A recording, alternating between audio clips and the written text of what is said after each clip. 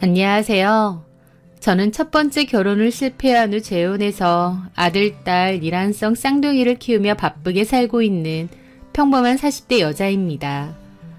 이혼 후 10년이라는 시간이 흐르기도 했고 여태까진 전 남편이나 전 시댁 식구들에 관한 소문을 들을 일이 전혀 없었습니다. 좋은 인연들도 아니었다 보니 굳이 듣고 싶지도 않아서 일부러 귀를 닫기도 했고요.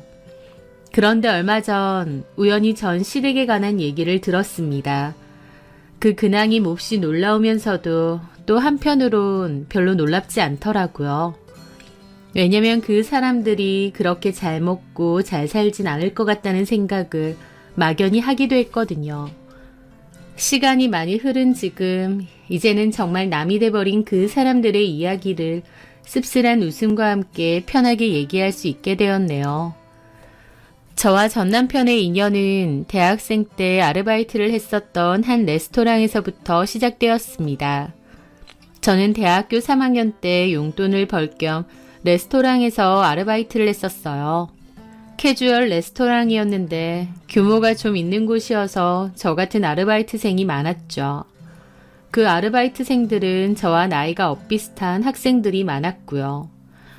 그중 저는 장혜미라는 친구랑 잘 지냈습니다. 혜미는 그 레스토랑 근방에 있는 2년제 대학을 다니면서 혼자 자취를 한다고 하더라고요. 저는 그 레스토랑에서 멀지 않은 곳에 위치한 4년제 국립대를 다니고 있었고요. 혜미는 얼굴도 예쁘고 성격도 통통 튀는 편이었습니다. 노는 것도 좋아하고 술도 많이 마셨죠. 아는 친구들도 많은 것 같고 남자친구들도 많다고 했습니다.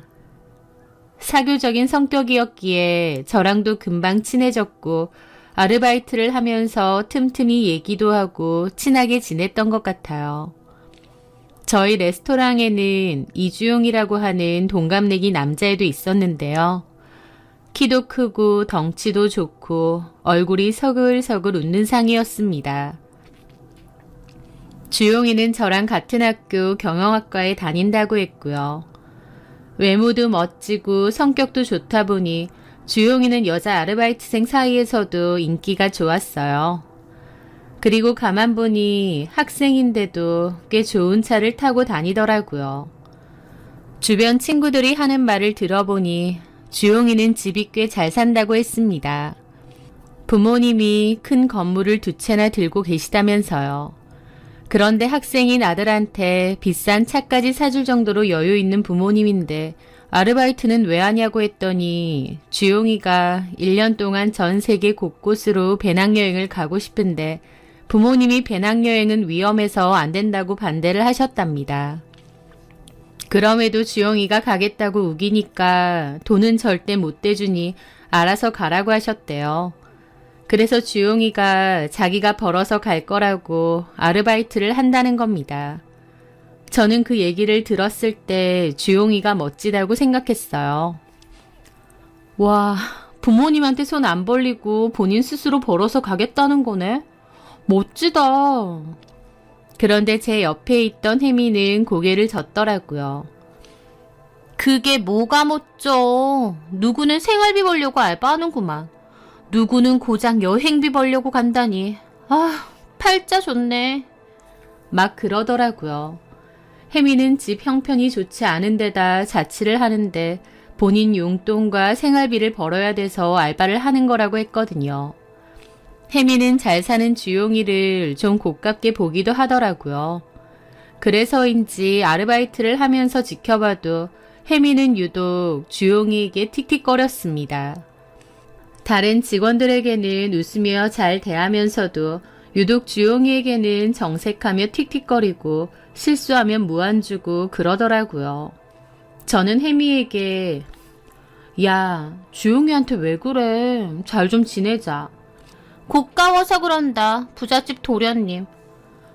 이렇든 저렇든 다 같이 돈 필요해서 알바하는 처진데 너무 그럴 필요 없잖아. 참나.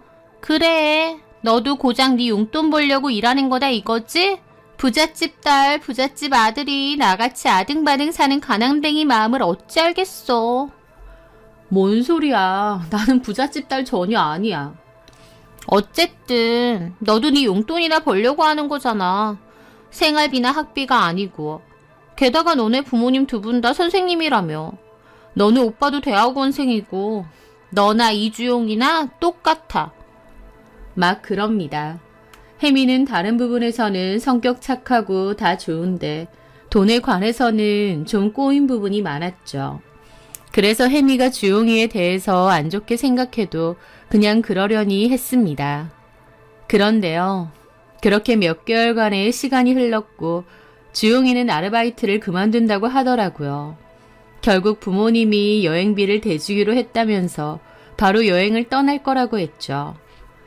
아르바이트긴 해도 그래도 거의 8개월 넘게 시간을 같이 보냈었다 보니 아쉽더라고요. 그래서 송별회처럼 술자리도 가졌는데 그날 혜미는 송별회에 오지 않았습니다. 그렇게 주용이가 싫은가 했는데 나중에 다른 친구에게서 얘기를 듣고 저는 너무 놀랐죠. 알고 보니 혜미가 주용이랑 사귀는 사이였다는 겁니다. 저는 그 얘기가 꽤나 충격이더라고요. 둘이 전혀 그런 티를 내지 않았을 뿐더러 심지어 혜미는 저에게 주용이가 너무 싫다, 돈 많은 집 아들내미가 여행비 벌려고 아르바이트하는 꼬라지가 얄밉다 라며 미워했잖아요. 그래서 오히려 혜미가 주용이를 몹시 싫어하는 줄 알았는데 알고 보니 뒤에서는 둘이 사귀었다는 겁니다. 그렇게 감쪽같이 속인 혜미가 너무 황당하기도 하고 기분이 이상하더라고요. 어쨌든 주용이가 그렇게 알바를 그만두고 난 뒤 혜미도 알바를 그만뒀습니다. 저한테는 말도 안 하고 그냥 그만뒀더라고요.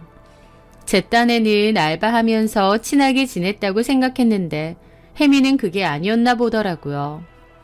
어쨌든 그런 일이 있었고 저도 몇 달 더 다니다가 4학년 올라가면서 취업 준비 때문에 그만뒀었습니다.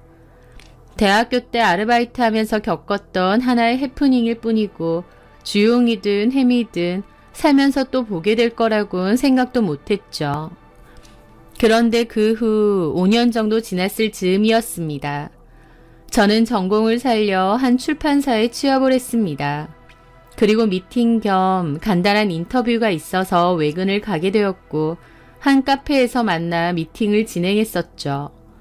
그런데 나중에 돌아가려고 하니 카운터에 있던 남자 사장님이 갑자기 아는 체를 하는 겁니다. 저기 나 기억 안 나요?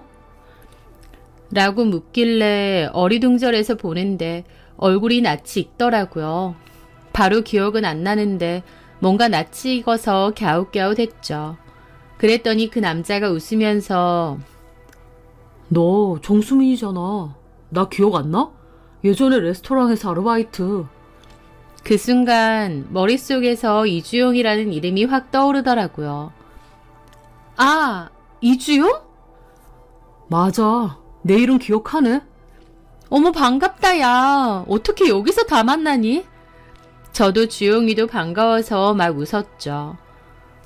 너 가만 지켜보니까 뭐 인터뷰 같은 거 하는 것 같던데. 무슨 일해? 나 출판사 일해. 아, 그렇구나. 맞아. 너 그때 전공이 문예창작학과? 그런 거였는데. 출판사 취업했구나. 혹시 명함 같은 거 있어? 이렇게 만난 것도 인연인데. 아, 잠시만. 저는 명함을 주었고 주용이는 출판사 여기서 그렇게 멀지 않은 곳에 있네 하며 반가워하더라고요. 그리고 본인도 카페 명함을 주면서 연락해도 되느냐 하더라고요. 저는 오랜만에 친구를 만났다 보니 반가워서 그러라고 했습니다. 그리고 다음날 주용이가 연락이 왔고 저희 출판사 근처로 갈 테니 저녁이나 먹자고 하더라고요. 그렇게 만나게 되었고 그동안의 이런저런 얘기도 주고받았죠. 알바 그만두고 아직도 연락하는 친구들 있어? 없어. 그만두고 한 1, 2년 정도는 간간히 안부 문자는 했던 것 같은데 각자 사는 게 바쁘니까. 너는? 나도 뭐. 아, 맞다. 너 그때 혜미랑 사귀었었다며? 나 전혀 몰랐었잖아. 혜미가 나한테 티도 안 내고. 그러면서 웃었는데 주용이는 어색한 미소를 짓더라고요. 에이, 뭘 사겨. 아니야. 아니라고? 솔직히 알바 말고도 사적으로 두어 번 만난 건 맞는데 사귀고 이런 거 아니야. 혜미가 그래? 혜미 말고 다른 애가. 잘못한 거야. 그냥 친구야, 친구. 그래? 그럼 나는 오히려 그때 혜미 말고 너 좋아했었어. 갑작스러운 주용이의 말에 저도 깜짝 놀랐죠.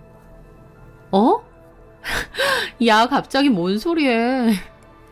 진짜로. 숫기가 없어서 말은 못했지만 나는 너 좋아했었는데.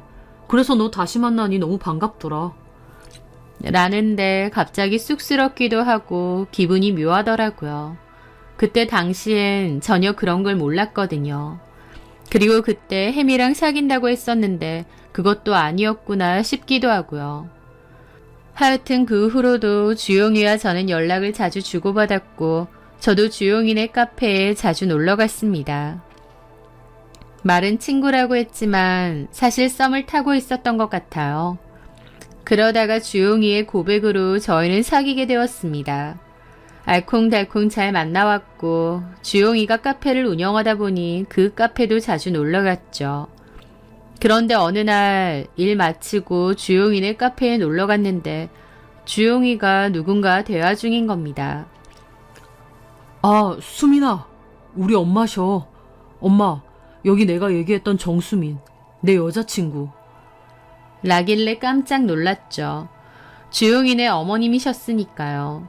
저는 서둘러 인사를 드렸는데 짧은 찰나이지만 주용이네 어머님이 저를 재빨리 위아래로 훑어보시더라고요. 그리고는 반갑다고 하시면서 괜찮으면 얘기 좀 하자고 하시더라고요. 주용이가 운영하는 그 카페는 어머님 건물 1층에 있었기 때문에 어머님이 오며 가며 한 번씩 놀러 오신다고 했습니다. 그래서 공교롭게 마주친 거였죠. 어머님은 저에게 부모님은 뭐 하시냐, 형제관계는 어떻게 되느냐, 무슨 일 하느냐, 어디 사느냐 등등 쉴 새 없이 호구조사를 하시더라고요. 부모님 두 분 다 선생님으로 학교 재직 중이시고 오빠는 대학교에서 강사로 일하고 있다고 했습니다. 제 직업이나 사는 곳도 알려드렸고요. 그랬더니 어머님 표정이 환해지시더라고요. 부모님이나 오빠까지 다 선생님이시구나. 그러고 보니 수민이 얼굴에서도 글이 좀 보인다. 라고 하셨어요. 어머님은 저를 마음에 들어 하시는 듯한 느낌이었습니다. 나중에 남친에게 들었는데 남친네 집은 돈은 많은데 다들 학력이 짧은 편이라고 하더라고요. 남친만 그나마 4년제 국립대 졸업한 거고요. 그래서 어머님도 묘하게 학력에 관한 컴플렉스가 있어서 나중에 며느리감을 드릴 때면 학력이 괜찮은 집안의 며느리를 드리고 싶다고 잘 그러셨다더라고요. 하여튼 어머님도 저를 아들 여자친구로 좋게 보신 것 같았죠. 그렇게 주용이와 저는 1년 정도 더 만나다가 결혼을 진행하게 되었습니다. 결혼에 있어서 양가 부모님 다 별다른 반대는 없었어요. 다만 시댁에서 36평 아파트를 장만해 주신다고 했고 그에 상응하는 혼수와 예단을 요구하셨는데 그 금액이 상당하긴 했습니다. 그래도 집을 해주시는 거다 보니 저희 집에서도 최대한 맞춰서 해갔죠. 그렇게 결혼을 했는데 결혼하고 한 6개월 정도 지났을 무렵 어머님이 저보고 다니던 회사를 그만두라고 하시더라고요. 그러면서 어머님 소유 건물 1층에 있는 작은 카페가 있는데 그걸 저더러 운영하라고 하셨어요. 저도 제 일에 욕심이 있고 또 카페 운영에 관해서는 아예 젬병인데 그 자리가 목이 아주 괜찮으니 저보고 운영하라고 그러시는 겁니다. 남편도 저보고 그렇게 하라고 하더라고요. 사실 시댁은 전반적으로 어머님의 입김이 몹시 강합니다. 강한 정도가 아니라 어머님 말이 곧 법이에요. 아버님도 있으시긴 하지만 모든 재산은 다 어머님이 일구신 거고 아버님조차도 어머님에게 용돈 받으며 사셨거든요. 아주버님과 형님도 있긴 한데 아주버님네도 어머님이 하라는 대로 하고 살고 집안 전체가 다 어머님 말을 따랐습니다. 아무래도 어머님이 재력이 있으신데다 가족들 모두 어머님 돈으로 살다 보니 어머님이 곧 왕이신 것 같았죠. 하여튼 저한테도 출판사 거기 다녀봤자 월급도 얼마 안 되는데 관두고 카페를 운영하라고 하셨어요. 저는 썩 내키지는 않는데 집안 분위기가 어머님 말을 거역할 수 있는 분위기가 아닌데 어쩌겠나요. 결국 출판사 그만두고 일 배워서 그 카페를 운영하게 되었죠. 어머님 건물이다 보니 어머님도 수시로 저희 카페에 오셨어요. 그리고 저와 남편의 신혼살림에도 참견이 굉장히 많으셨습니다. 내 말이 다 맞으니 무조건 내 말에 다 따라라 라고 하시는 것 같았죠. 그러면서 너네 나한테 잘 안 보이면 돈 안 준다? 라는 소리도 잘하셨습니다. 늘 돈 얘기하시고 돈 받고 싶으면 잘하라고 잘 그러시니까 빈정상할 때도 많았죠. 며느리로서 순수하게 어머님께 잘하고 싶다가도 꼭 제가 돈 받으려고 잘하고 설설 기는 것처럼 느껴질 때가 많았거든요. 하지만 그런 건 제가 바꿀 수 없는 어머님 성격이기도 하고 또 큰 문제까진 아니었기 때문에 무던하게 잘 지냈던 것 같습니다. 그리고 남편하고도 사이가 좋고 잘 지냈기 때문에 행복한 결혼 생활을 이어오고 있었습니다. 다만 결혼 2년까지도 저희 사이에서는 아직 아이가 없었는데 시부모님이 한 번씩 아이 빨리 가지라고 압박하는 것 말고는 별다른 갈등은 없었습니다. 그러던 어느 날 저희 집에서는 큰일이 생겼습니다. 바로 어머님이 간암 판정을 받으신 거죠.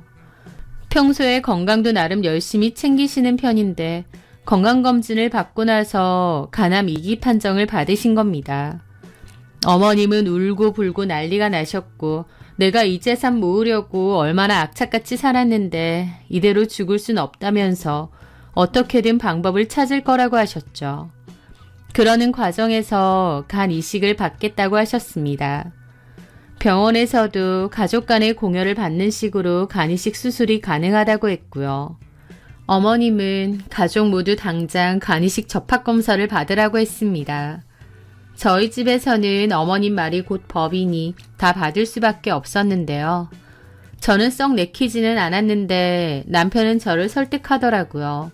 사실 적합 판정이 난다는 게 그리 쉬운 게 아니라면서 제가 검사를 해도 적합 판정이 안 날 가능성이 훨씬 높을 거랍니다.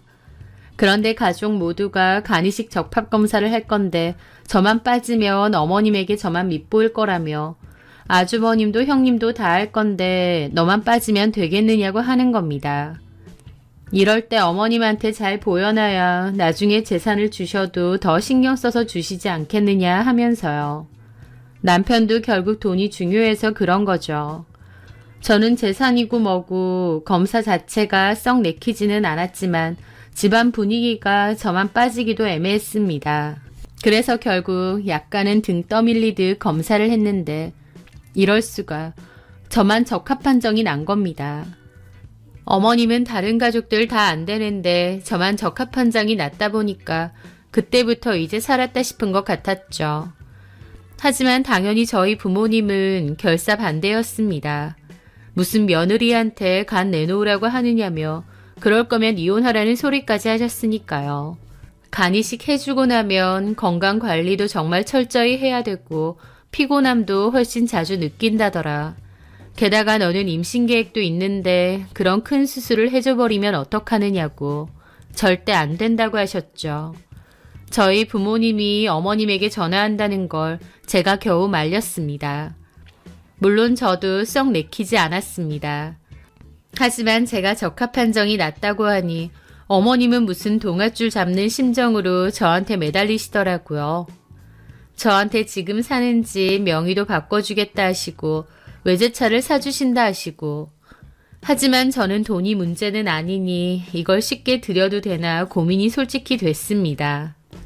다른 것보다 임신도 해야 되는데 간이식 수술하고 임신에 문제가 없을까 싶었거든요.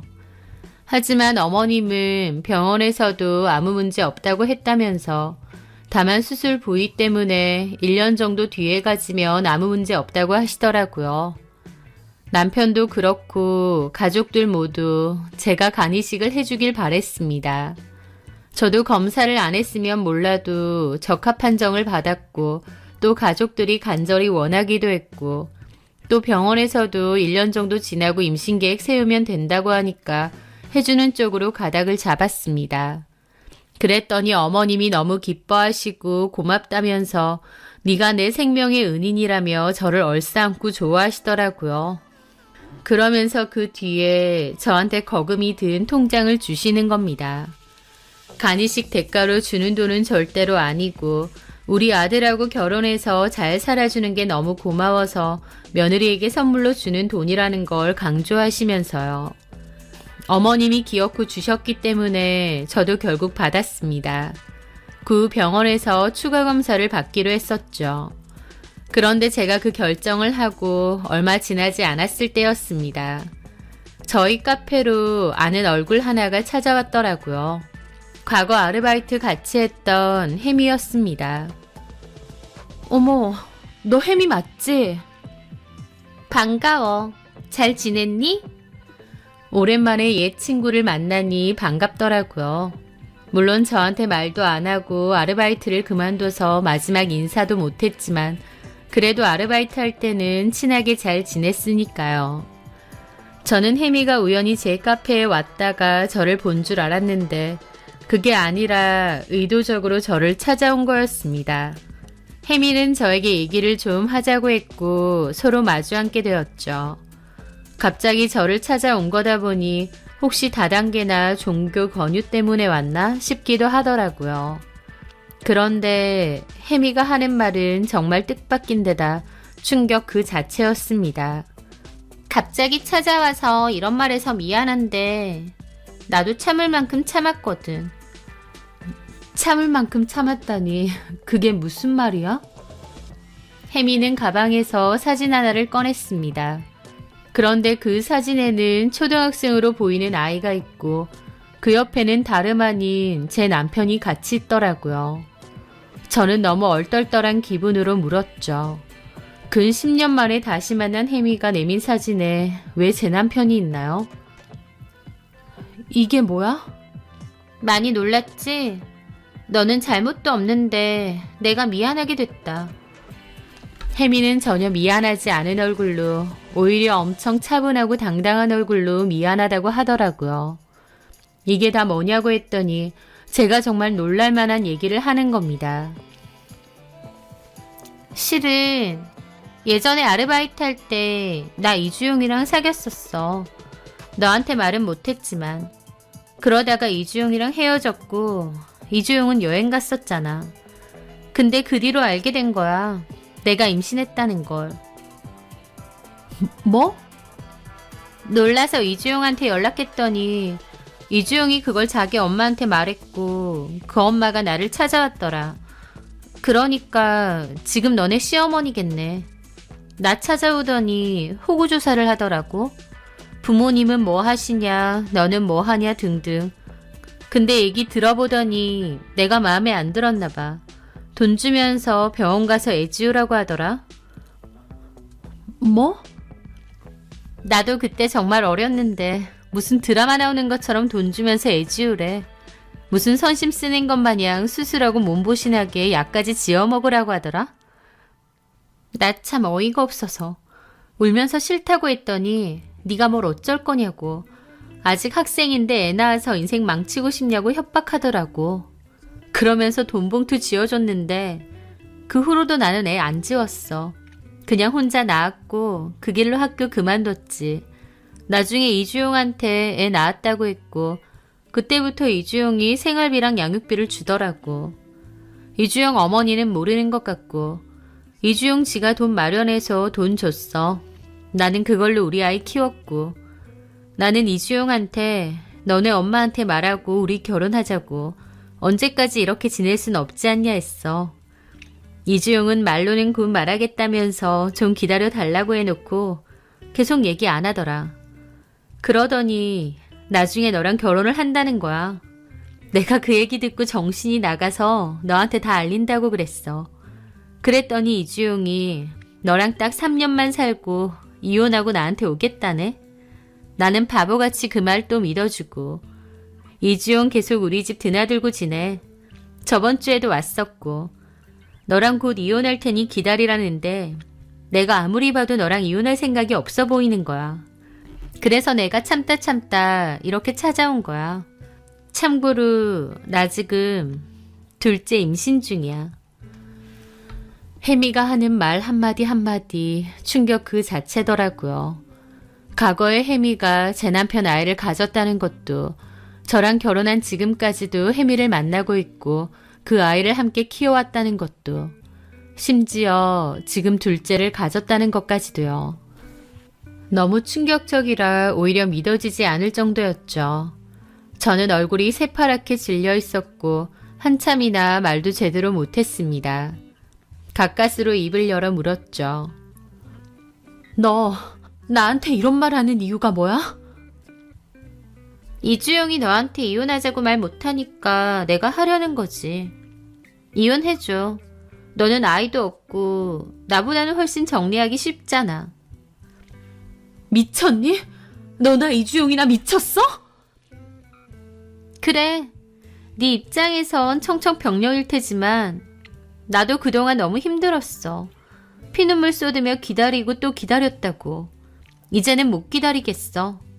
원망을 하고 싶으면 내가 아니라 비겁한 네 남편한테 해. 어쨌든 나는 할 얘기 다 했다.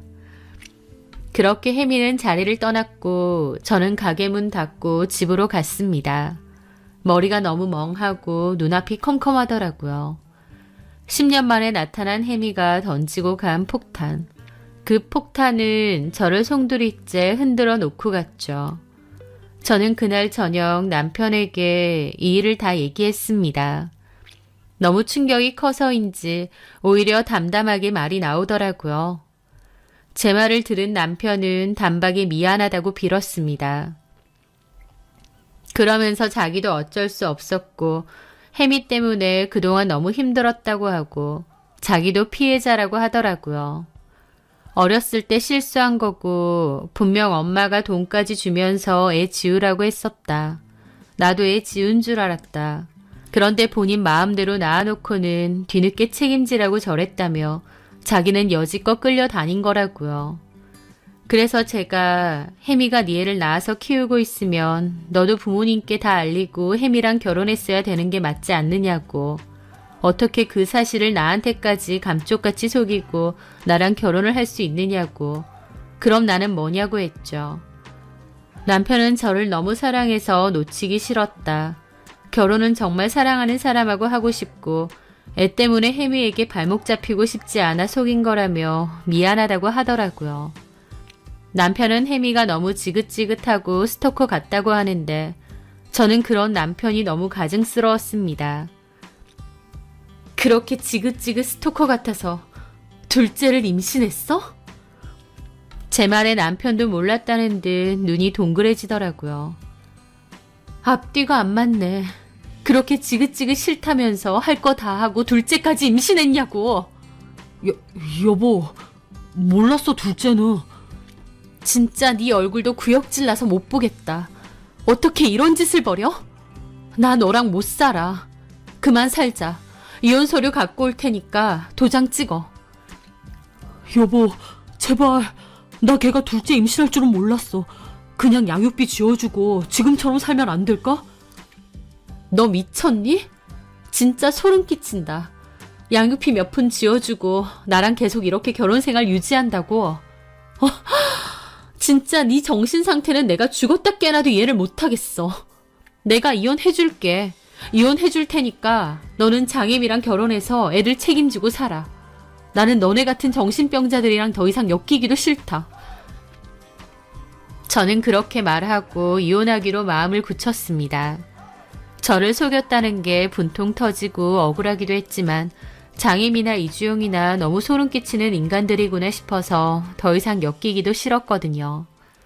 그렇게 저는 남편에게 이혼 서류를 내밀었고 남편은 계속 이혼하지 말자며 저를 설득하고 이혼 서류에 도장을 안 찍었습니다. 저는 협의 이혼 안 하면 재판 이혼이라도 불사할 거라고 했고 이혼에 대한 확고한 마음을 굳혔죠. 그런데 그 와중에도 아무것도 모르는 어머님은 저한테 자꾸 병원 검사 받으러 가야 된다고 하는 겁니다. 저는 이런저런 핑계를 대며 안 간다고 했어요. 제가 지금 이혼하게 생겼는데 미쳤다고 어머님 따라 병원을 가겠나요? 그런데 제가 자꾸 병원 안 가고 핑계를 대는 것 같으니까 어머님도 엄청 초조해진 모양이더라고요. 어머님은 전화를 자꾸 했고 저는 그맘때 이혼 때문에 골머리가 아파서 어머님 전화도 다 거절을 했습니다. 그렇게 카페에 출근을 했고 조만간 가족들에게도 다 알리고 카페 출근도 더 이상 안 해야겠다. 이제 정리를 해야겠다고 마음을 먹었습니다. 그런데 갑자기 장혜미가 저희 카페에 들어오는 겁니다. 안 바쁘면 얘기 좀 하자. 야, 너 여기가 어디라고 자꾸 찾아와? 너랑 나랑 한가하게 얼굴 마주하고 얘기 나눌 사이니? 나 너 때문에 머리 터져 죽을 것 같으니까 제발 그냥 가라. 그런데도 혜미는 제 말을 씹고 그냥 창가 자리에 앉더라고요. 조만간 아르바이트생도 올 거고 다른 손님들도 올 거다 보니 큰 소리 내기는 싫은데 아주 뻔뻔히 행동하더라고요. 저는 일단 혜미 앞으로 가서 앉았습니다. 이 카페 이주영 어머님이 차려주신 거지? 그걸 왜 묻는데? 나는 싫다고 해놓고 너는 뭐가 그렇게 마음에 들었을까? 학교 좋은 데 나와서? 아니면 너네 부모님은 다 직업 좋고 멀쩡해서? 그래, 나 같아도 나 같은 며느리 반기지는 않을 것 같아. 아무리 그래도 참 너무한다 싶어. 당신 아들 애까지 임신했다는. 야, 너 지금 뭐 하자는 거야? 내가 지금 네 푸념 듣고 있게 생겼니? 그냥 나도 너무 불쌍하지 않니? 아니, 네가 불쌍하다면 그건 네가 다 자초한 거야. 나 너랑 이렇게 마주 앉아 얘기할 생각 없으니 그냥 가라. 이혼 언제 해줄 거야? 라는데 진짜 열받더라고요. 야, 너 어디 맡겨놨니? 뭔데 그딴 소리야? 어차피 더 살 거 아닌데 이혼 빨리 하는 게 낫지 않아? 뭐 이런 게 다 있어 정말? 하면서 자리에서 일어나려는데 마침 전화가 오더라고요. 보니까 시어머니였습니다. 저는 화난 기분으로 창고로 가서 전화를 받았습니다. 여보세요? 예. 너 전화를 왜 이제야 받아? 왜 내 전화 자꾸 피해? 어머님은 몹시 화가 나면서도 한편으론 저한테 간이식 받아야 되니 기분대로 심하게 화는 못 내는 화를 꾹꾹 참는 것 같은 이상한 억양으로 전화를 받으시더라고요. 왜 전화하셨어요? 예, 수민아. 너 왜 그래 요즘? 내가 병원 검사 받아야 된다고 했는데 약속 자꾸 피하고 내 전화까지 안 받고 너 왜 그러는 거야? 어머니, 그냥 말씀드릴게요. 저 어머님한테 간이식 못 해드립니다. 뭐야? 어머님 입장에선 청천벽력과도 같은 소린 듯 기함하시더라고요. 너 그게 무슨 소리야? 해준다며! 너 사랑 갖고 놀아? 왜 한 입 갖고 두 말해? 왜 안 해준다는 거야? 왜? 라면서 방방 뛰고 난리가 났더라고요. 그래서 제가 그랬죠. 어머님 아들이 숨겨둔 자식이 둘이라는데 그래서 저 곧 이혼할 건데 제가 미쳤다고 어머님한테 간이식을 해드리겠어요? 제 말에 전화가 끊긴 듯 조용하더라고요. 그러더니 뭐라고? 너 지금 뭔 소리해? 장혜미 아시죠? 10년 전에 이주영 애가 졌다고 하니까 어머님이 돈 주면서 애 지으라고 했다면서요. 그 장혜미가 애 안 지웠고 지금도 키우고 있고요. 이주영이 여지껏 양육비 줬다네요. 게다가 지금 이주영 둘째까지 가졌대요. 저한테 이혼해달라고 장혜미가 카페로 찾아왔어요. 지금도 찾아왔고요. 그런데 저한테 어머님 간이식 해달라고요? 어머님 아들이 저한테 무슨 짓을 했는데 간이식요? 참나. 전 이혼할 거니 장혜미한테나 달라고 하시던지요. 저도 화가 나서 따졌고 그대로 전화 끊었습니다. 불난 집에 부채질 하는 것도 아니고 남편 짓 때문에 미치겠는데 간이식 타령이나 하고 진짜 화가 머리 끝까지 나더라고요. 저는 창구에서 통화하고 다시 나왔더니 장혜미는 그때까지도 안 가고 같은 자리에 앉아 있더라고요. 야, 너 안 가니? 전화 누구야? 주용이야? 네가 뭔 상관인데. 네 얼굴 보기 싫으니까 그만 가라. 이혼할 거지? 라길래 진짜 열받더라고요. 야, 내가 이혼 마음 먹다가도 너 이런 식으로 나오면 절대 이혼 안 해줘. 그러니까 사랑 긁지 마라. 그리고 너 우리 시어머니 감당이나 되니? 그때도 너 싫다고 깠는데 내가 이혼해준다고 너 받아주겠어? 뭔 상관이야. 들어보니 가남이라며. 그건 또 어떻게 알았어? 이주용이 그래? 그래. 우리 부부나 다름없고 그런 얘기 다 해. 참나. 허락 안 해줘도 그만이야. 어차피 이주용 엄마 간암 걸렸고 곧 죽을 건데 뭔 상관이야? 그 순간이었습니다. 뭐가 어째? 저도 놀라서 돌아봤는데 거기에는 얼굴이 시뻘개진 어머님이 부들부들 거리며 서 있는 겁니다. 어머님이 갑자기 나타날 줄은 저도 몰라서 몹시 놀랐죠. 아마 저랑 통화할 때 이미 저희 카페로 오고 계셨던 모양인 것 같더라고요. 갑자기 어머님이 나타나니 혜미도 놀라서 일어나더라고요. 안녕하셨어요. 야, 너 뭐야? 네가 아직도 우리 주용이랑 만난다고? 그리고 그때 애 안 지우고 아직도 키우고 있었다고? 네. 그 순간 시모가 말릴 새도 없이 혜미 싸대기를 날리더라고요. 혜미는 뺨 맞고 자리로 주저앉더니 기막힌 얼굴로 어머님을 노려보더라고요. 지금 뭐 하시는 거예요? 누구 맘대로 우리 주용이 애를 낳아. 내가 그때 애 주라고 돈 줬어 안 줬어? 이거 아주 발칙한 년이네. 어머님이 지으라고 하면 제가 지워야 돼요? 누가 네 어머님이야 이 망할려나. 하면서 혜미를 또 때리려고 하시더라고요. 나 치기만 해봐. 나 지금 임신 중이야. 어쩌라고. 누구 마음대로 임신이야? 인연이 어디 우리 주용이 인생 말아먹으려고 이 망할년이. 하면서 시모가 혜미 머리채를 잡았고 혜미도 비명을 지르더니 시모 머리채를 잡더라고요. 그러면서 둘이서 머리채 잡고 엉겨 붙었고 카페에 있던 알바생 사람들 다 놀라서 쳐다봤습니다.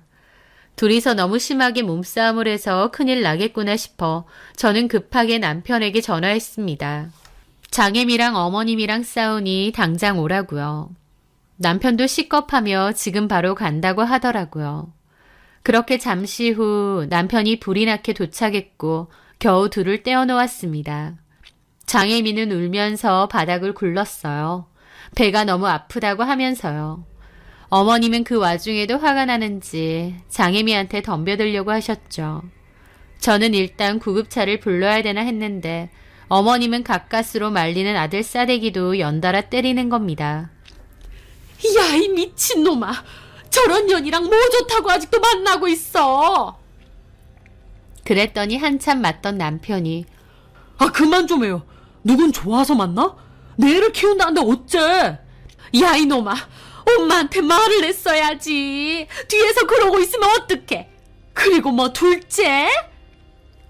아니, 그건 나도 술 먹고 실수한 건데. 야, 이 미친놈아. 수민이가 나한테 간이식 못 해주겠단다. 너랑 이혼하겠단다. 너 이거 어쩔 거야? 애미 죽이려고 작정한 거야? 그 와중에 어머님은 본인 간이식 못 받은 게 너무 분통 터지시는 것 같더라고요. 어쨌든 어머님과 남편의 진심을 다 들은 장혜미도 기가 막힌지 남편에게 악을 쓰며 욕을 했는데 그 와중에 하혈을 했습니다. 시겁해서 119 신고했고 결국 구급차가 와서 장혜미 싣고 갔어요. 남편 따라가고요. 그날의 난투극은 동네에서 소문 다 나고 저도 도저히 낯 뜨거워서 카페에 다시 못 나가겠더라고요. 어차피 이혼할 거기도 했고요. 장혜미는 그날 어머님에게 폭행당해서 결국 유산했다고 했습니다. 어머님 상대로 고소안에 어쩌네 했다고 하고 어머님은 그 와중에도 이혼하지 말라고 저를 붙잡으시더라고요. 아들 걱정보다는 본인 간이식 때문에 더 저를 잡으시는 것 같았죠. 저는 제발 그만하시라고 하고 이혼 소송과 위자료 소송 걸었습니다. 그렇게 재판이 시작됐더니 시모가 이제는 자기가 전에 준 돈 내놓으래요. 하지만 알아보니 간이식 대가로 주는 돈은 불법이고 시모 스스로도 며느리에게 주는 용돈이라고 몇 번이나 강조했잖아요. 그래서 제가 그걸 돌려줘야 될 의무가 없다고 하더라고요. 그렇게 재판은 계속 진행되었는데 재판 마무리 무렵 기가 막힌 소식을 들었습니다. 그때 장애미와 어머님은 죽자 살자 쌍욕하며 싸웠는데도 장애미 입장에선 그래도 이주용을 붙잡아야겠다 싶었는지 자진해서 간 적합검사를 받겠다 했대요. 자기가 적합하다고 나오면 어머님에게 간이식 해줄 테니 며느리로 맞이해 달라고요. 그런데 무슨 운명의 장난인지 정말 장애미도 적합 판정이 나왔다는 겁니다. 그래서 결국 장애미가 간이식 해주기로 했고 어머님도 장애미를 며느리로 받아들이기로 했다는 겁니다. 와, 진짜 그 얘기를 전해 듣는데 그 사람들 단체로 미친 게 아닌가 싶더라고요. 어머님에게 폭행당하고 유산까지 하고 이주용의 진심까지 다 들었는데도 귀엽고 결혼하고 싶어서 간이식 적합검사까지 스스로 받은 장애미도 미친 것 같고 그런 장애미한테 간이식 받고 싶어서 며느리로 맞이하기로 하는 어머님도 미친 것 같고 그 와중에 등신같이 끌려다니다가 결혼까지 결정했다는 남편놈이 제일 미친 것 같고 하여튼 참 기가 막힌 일이었죠. 어쨌든 저는 재판에서 이겼고 이혼 및 위자료까지 받아내고 끝을 냈습니다. 그 일이 너무 엄청났어서 재판 기간 동안 심적으로 정말 힘들고 살도 쭉쭉 빠지더라고요. 그렇게 이혼은 무사히 했고 나중에 들어보니 전 시모는 장애미에게 간이식 무사히 받은 것 같았습니다. 저는 이혼 후에는 전 시댁 식구들에 관해서는 의도적으로 다 차단하고 끊고 살았죠. 너무 비상식적인 사람들이라 어떤 형태로든 더 이상 엮이고 싶지도 않았고요. 그렇게 저는 다시 회사 들어가 일하면서 평범하게 잘 지내다가 지금의 남편을 만나게 되었습니다. 그 사람도 저처럼 짧은 결혼 생활을 하고 이혼을 한 케이스였고 저희는 1년 연애하다가 재혼을 하게 되었죠. 그 후에 쌍둥이 임신 후 출산하고 지금도 잘 지내고 있고요. 그런데 얼마 전 제가 첫 번째 결혼할 때 운영하던 카페에서 일한 직원을 만났습니다. 저는 그 난리였고 카페에 더 이상 출근하지 않았는데 오랜만에 만난 그 직원에게 들어보니 장애미가 그 집에 며느리로 들어온 이후에는 장애미가 맡아서 운영을 했대요. 어쨌든 그 집 며느리가 되었으니 시어머니가 장애미더러 운영하라고 했다더라고요. 그런데 그 직원 하는 말로는 장애미가 전 시모에게 간이식까지 해줬다 보니 처음에는 전 시모도 장애미에게 잘해주고 나름 잘 지냈답니다. 하지만 둘이 성격적으로 몹시 안 맞다 보니 갈수록 고부 갈등도 심해지고 사이도 정말 안 좋았대요. 장애미 입장에선 간이식까지 해줬는데 본인을 무시한다며 서러워했고 전 시모는 이미 장애미에게 간 받았으니 더 이상 장애미에게 잘해줄 필요가 없었던 모양이었습니다. 그래서 허구한 날 싸우고 고부 갈등이 극에 달했는데 그러던 와중 전 남편이 본인 카페 여직원과 바람을 피웠다는 거예요. 전 남편은 결혼 생활 내내 장애미에게 애정이 없었다고 했고 그로 인해 부부 사이도 몹시 안 좋았다더라고요. 그래서 결국 장애미가 전 남편과 전 시모 상대로 이혼 소송과 위자료 소송을 걸었다고 했습니다. 시모에게 간까지 이식해줬는데 배신 당했다면서 억울해서 방방 뛴답니다. 전 시댁 측에서도 변호사 사서 대응하고 둘 다 소송으로 난리도 아니더라고요. 소송이 쉽게 끝나지가 않아서 2년 가까이 소송 진행 중이라고 하고요. 오랜만에 만난 직원에게 그 얘기를 듣는데 그 집은 여전하구나 싶더라고요. 그리고 더불어 장애미와 제 전남편은 우여곡절 끝에 결혼은 했지만 참 악연들인가 보다 싶기도 했습니다.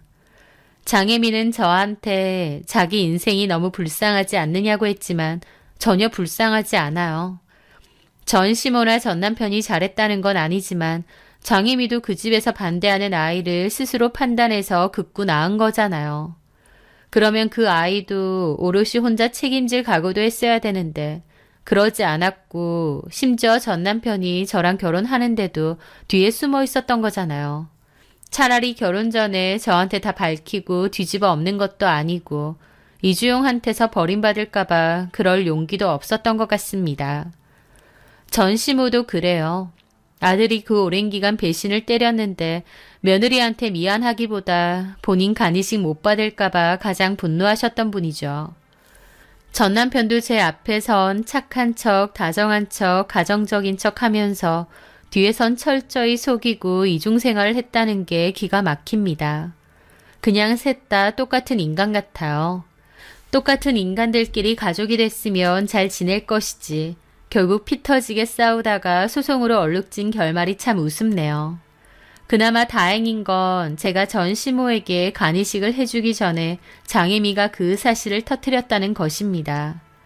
등 떠밀려 간이식 해주고 그 사실을 알게 되었다면 저도 너무 억울했을 것 같은데 그 전에 알아서 불행 중 다행인 것 같아요.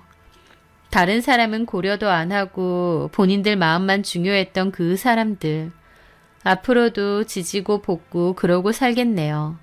저는 보란 듯이 더 행복하게 잘 살렵니다. 제 사연 들어주셔서 감사합니다.